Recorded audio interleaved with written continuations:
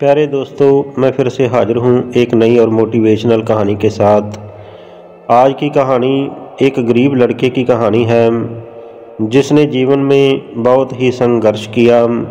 उस लड़के का नाम रहीम बख्श था, जिसे लोग रहीम रहीम कहकर बुलाते थे। उसके पिताजी एक लोहार थे। उसके गांव में बड़े बड़े धनी व्यापारी रहते थे। रहीम बख्श उन व्यापारियों को समुद्री जहाज़ों पर माल लादकर दूसरे देशों में बेचने के लिए जाते हुए देखता था। वो भी उन्हीं की तरह एक बड़ा व्यापारी बनना चाहता था। एक लंबी बीमारी के कारण रहीम बख्श के पिताजी की मृत्यु हो गई। उसके पिताजी जब जीवित थे तो कहते थे कि धन की कमी मृत्यु के समान है। सभी बुद्धिमानियों ने भी ऐसा ही कहा है। रहीम बख्श इस बात को बार बार सोचता और मन ही मन अपनी दुर्दशा पर रोता था। अंत में जब निर्धनता उसकी सहन शक्ति से बाहर हो गई तो उसने अपना बचा खुचा सामान बेच दिया और जो पैसा मिला उसे लेकर समुद्री व्यापारियों के पास गया और कहा कि अब मैं भी व्यापार के लिए निकलना चाहता हूँ। उन्होंने उसे व्यापार के बारे में बड़ी अच्छी सलाह दी और उसके अनुसार उसने व्यापार की वस्तुएं खरीदी और उन्हें लेकर उनमें से एक व्यापारी के जहाज़ पर किराया देकर सामान लादा और खुद सवार हो गया। जहाज़ अपनी व्यापार यात्रा पर चल पड़ा। जहाज़ फारस की खाड़ी में से होकर फारस देश में पहुंचा, जो कि अरब के बाईं ओर बसा हुआ है और हिंदुस्तान के पश्चिम की ओर। उसे समुद्री यात्रा का अभ्यास था नहीं और इसलिए कई दिनों तक वो समुद्री बीमारी से ग्रस्त रहा।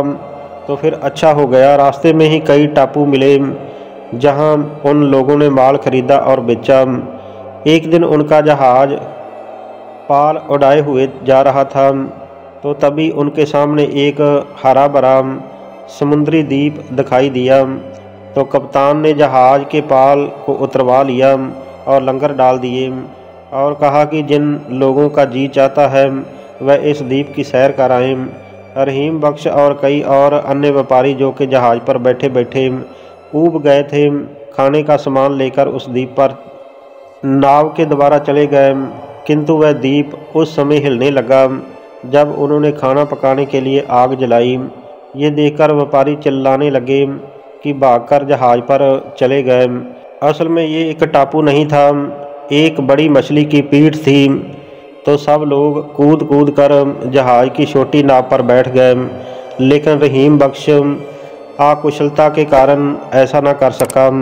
नाव जहाज़ की ओर चल पड़ी तो इधर मछली जो आग जलाने से जाग गई थी और पानी में गोता लगाया।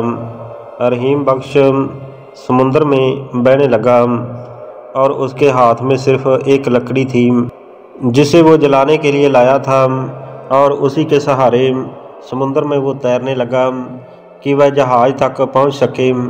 इससे पहले कि जहाज़ का लंगर उठाकर वो चल दिया। रहीम बख्श पूरे एक दिन और एक रात तक उसी अथाह जल में तैरता रहा। थकान ने उसकी सारी ही शक्ति हर ली और वह तैरने के लिए हाथ पैर चलाने के योग्य भी न रहा।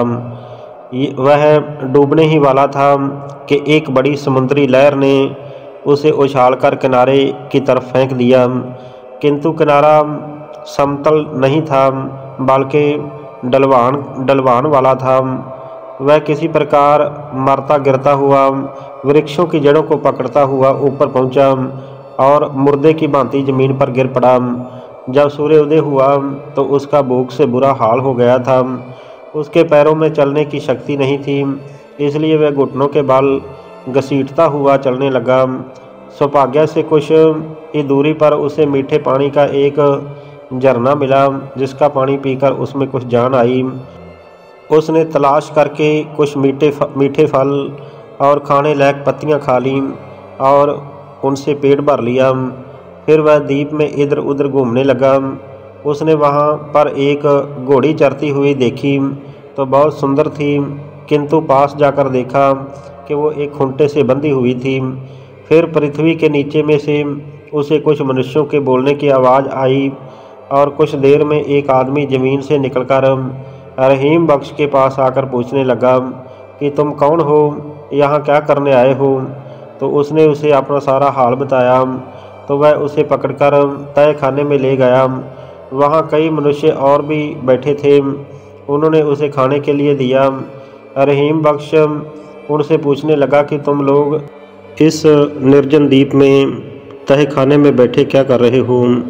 उन्होंने बताया कि हम लोग बादशाह की घोड़ियों की रखवाली करते हैं।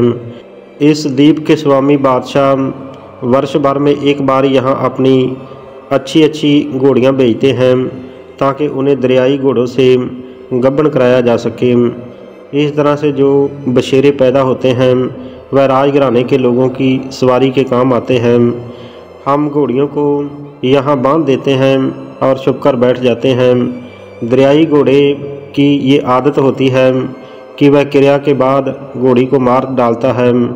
जब वह घोड़ा हमारी घोड़ी को मारना चाहता है तो हम लोग तह खाने से आकर निकलकर चिल्लाने लगते हैं और उसकी ओर दौड़ने लगते हैं। घोड़ा हमारा शब्द सुनकर भाग जाता है और समुद्र में डुबकी लगा देता है। कल हम लोग अपनी राजधानी को वापस जाएंगे। मैंने उनसे कहा कि मैं भी तुम लोगों के साथ चलूँगा। इस द्वीप से तो किसी तरह भी मैं खुद अपने देश को वापस जा नहीं सकता। हम लोग बातचीत कर ही रहे थे कि एक दरियाई घोड़ा समुद्र से निकला और घोड़ी से क्रिया करके वह उसे मारने ही वाला था कि वो लोग चिल्लाते हुए दौड़े और घोड़ा भागकर समुद्र में जा छुपा। दूसरे दिन वह सारी घोड़ियों को इकट्ठा करके राजधानी में ले आए। मैं भी उनके साथ चला गया। उन्होंने रहीम बख्श को अपने बादशाह के सामने पेश किया और उसके पूछने पर रहीम बख्श ने अपना सारा ही हाल कहा। बादशाह को उस पर बड़ी दया आई। उसने अपने सेवकों को आज्ञा दी कि इस आदमी को आराम से रखो। अब रहीम बख्श सुख सुविधापूर्ण रहने लगा और रहीम बख्श वहाँ व्यापारियों और बाहर से आने वाले लोगों से मिलता रहता था ताकि कोई ऐसा मनुष्य उससे मिले जिसकी सहायता से मैं बगदाद पहुँच सकूँ। वह नगर काफ़ी ही बड़ा था और सुंदर था और प्रतिदिन कई देशों के जहाज़ उसके बंदरगाह पर लंगर डालते थे। हिंदुस्तान तथा अन्य कई देशों के लोग उससे मिलते रहते थे और उसके देश की रीति रस्मों के बारे में उसे पूछते रहते थे और रहीम बख्श भी उनसे उनके देश की बातें पूछता।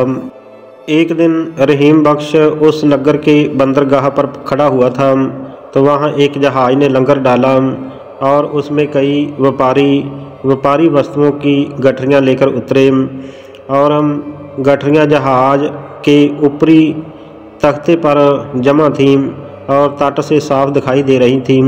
अचानक उस गठरी पर रहीम बख्श की नज़र पड़ी जिस पर रहीम बख्श का अपना नाम लिखा हुआ था। रहीम बख्श पहचान गया कि ये वही गठरी है जिसे उसने बसरा से जहाज़ पर लादा था। रहीम बख्श जहाज़ के कप्तान के पास गया। उन्होंने समझ लिया था कि वो डूब चुका है।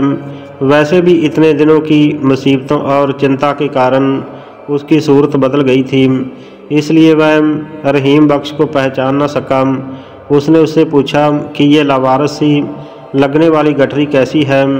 उसने कहा कि हमारे जहाज़ पर बगदाद का एक व्यापारी रहीम बख्श था।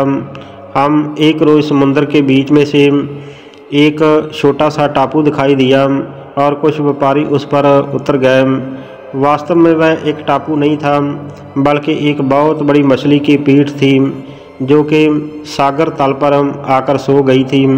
जब व्यापारियों ने खाना बनाने के लिए उस पर आग जलाई तो वह पहले तो वह हिली और फिर समुद्र में उसने गोता लगा लिया। सारे व्यापारी नाव पर या तैरकर जहाज़ पर आ गए किंतु बेचारा रहीम बख्श वहीं डूब गया। ये गठरियाँ उसकी ही हैं। अब मैंने इरादा किया है कि इस गठरी का माल बेच दूंगा और उसका जो भी दाम मिले उसे बगदाद में रहीम बख्श के परिवार वालों के पास पहुंचा दूंगा। रहीम बख्श ने उससे कहा कि जिस रहीम बख्श को तुम मरा हुआ समझ रहे हो, वह मैं ही हूँ, और ये गठरी तथा इसके साथ की गठरियाँ ये सब मेरी हैं। तो उसने कहा कि बहुत अच्छे, मेरे आदमी का माल हथियाने के लिए खुद ही तुम रहीम बख्श बन बैठे हो। वैसे तो शक्ल सूरत से भोले लगते हो, मगर ये क्या सूजी के इतना बड़ा छल करने को तैयार हो गए। कप्तान ने कहा, मैंने स्वयं रहीम बख्श को डूबते हुए देखा है। इसके अतिरिक्त कई और व्यापारी भी ये साक्षी हैं कि वह डूब गया है। मैं तुम्हारी बात पर कैसे विश्वास करूं?